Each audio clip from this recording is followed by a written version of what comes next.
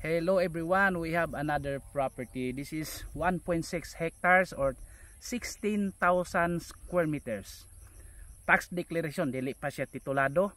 Located here in Barangay Poblacion, Sagbayan, Bohol. So, Poblacion sa Sagbayan, guys.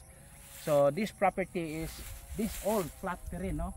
Kinitanan nga patag and beside of the Chocolate Hills. So I remember there was an inquiry nga ganahan siya duol sa Chocolate Hills. Kahinumdum ko. So basig makakita kas video ani sir. So mao na ni siya ang gusto nimo, no.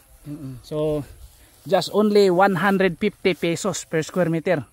So mao na siya, guys. Apil pa tong mga kahoy ito sunahan, no. Akong lakawan na gamay, no. Uy, murag pwede man siguro ni na may tubig.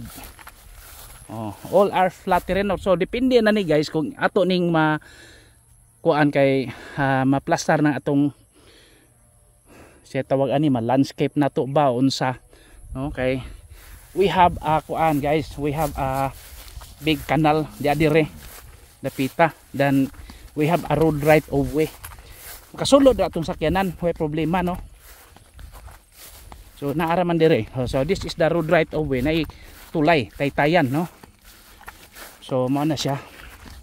Then there is also a canal, no, dire. Nindot dire because very secluded, dili ka gustong silingan, nobody is around. Walay silingan. So this is the road right of way. So atong sakyanan gibilin lang nato unahan. So this is already the barangay or the road right of way.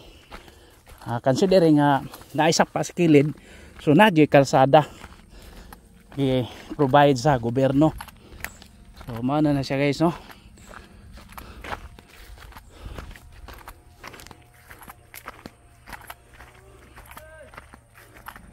So ito na itong sakyanan.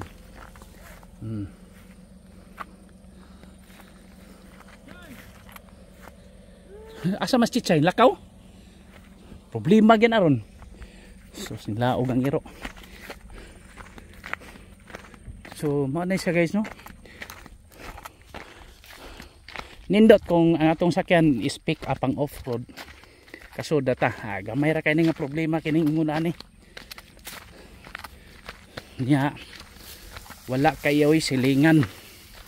Mao man itong gusto, no neighbors,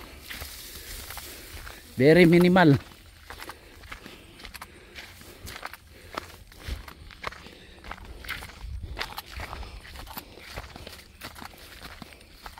So let's have a drone, no, drone video. So ano siya.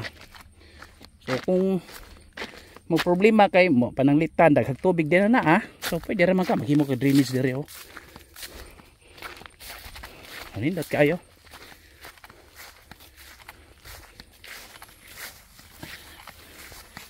I think the coconut trees are included, so apil to.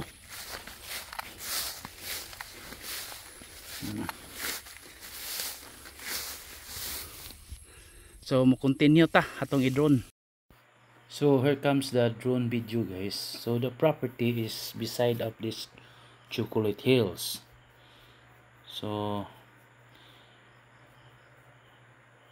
see, you see our car, no, na dito, no.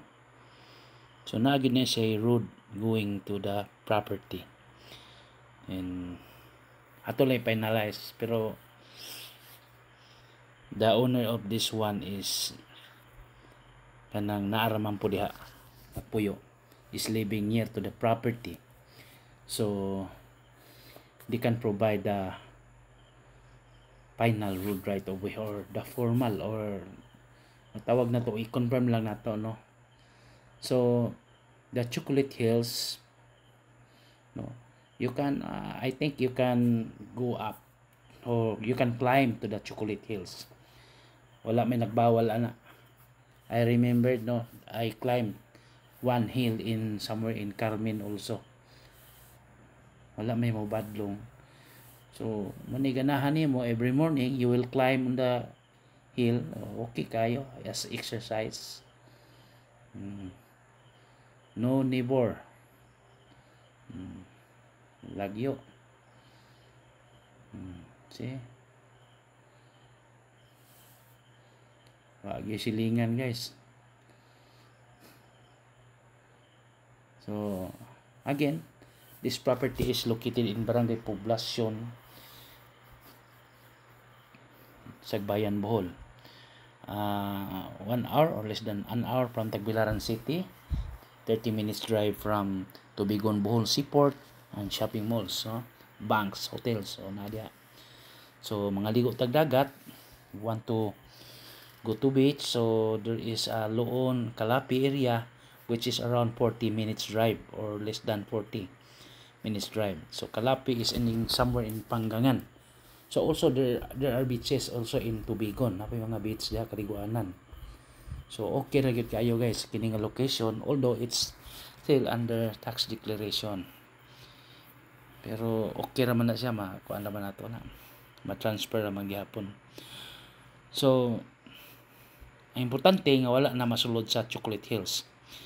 So all the properties inside are, or the lands inside are buildable or can be used, no? Kay kung sa Chocolate Hills dili gid na pwede, you cannot use the Chocolate Hills. If you remember the issue, there was a swimming pool with a beside to the Chocolate Hills.